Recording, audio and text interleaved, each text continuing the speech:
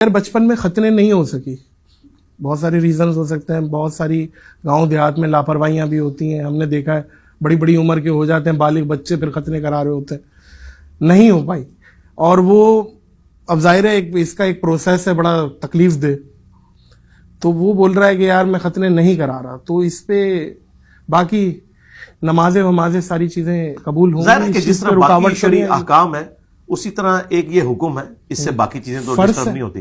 نہیں وہ والا معاملہ نہیں ہے، سنت ہے. نہیں فرض نہیں ہے، سنت ہے. اچھا، جس طرح باقی کئی ایک سنت ہے، یہ صرف ختنہ نہیں ہے. پھر بخاری مسلم میں حدیث ہے کہ 5 چیزیں فطرت سے ہیں، ان میں ختنہ کروانا، اسی طریقے سے دوسری چیز ناخنوں کا کاٹنا، تیسری چیز بغلوں کے بال، چوتھی چیز جو ہے وہ زیر ناف بال، اور 5ویں چیز مونچھوں کو پست کرنا.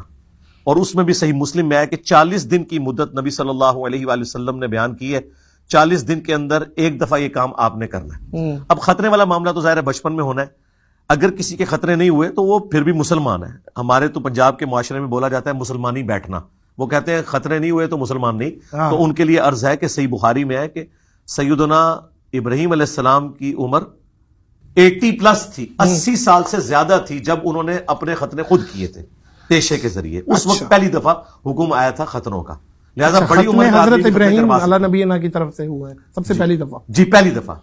یہ دیکھیں یہ نشانی ہے ابراہیمی ادیان کی. کرسچنس کے ہاں بھی ہے، جوز کے ہاں بھی ہے، ایون آج بھی امریکہ میں وہ لڑکوں کے ختنے ساتھ ہی کر دیتے ہیں. اگر آپ کہیں گے نا کہ نہیں کرنے، پھر ادر عموماً وہ ختنے ساتھ ہی کر دیتے ہیں. اگر کسی کے ختنے نہیں ہوئے ہوئے وہ مسلمان ہی ہے.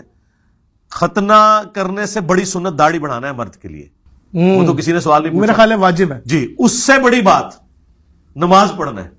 نماز نہ پڑھنے والا تو پاکستان کے شناختی کارڈ میں مسلمان ہے، صحیح. اور ختنے نہ کروانے والے کے بارے میں پتہ نہیں کیا بات کرتے ہیں. اسی طریقے سے مشہور ہے کہ جس کی شادی نہیں ہوئی تو اس کا جنازہ نہیں ہوگا. یہ بھی ساری متس ہیں، ان کا اسلام سے کوئی تعلق نہیں ہے، لیکن کروانے چاہیے، بہتر ہے. اور آج کل کے اس ماڈرن دور میں جب اینستھیزیا والا معاملہ اویلیبل ہے تو میرا خیال ہے کوئی تکلیف دہ کام نہیں ہے، بڑی آسانی سے ایسا. جی بالکل، آپ کو سن کر کے پروسیس کیا جا سکتا ہے، ایسا ہی ہے. جی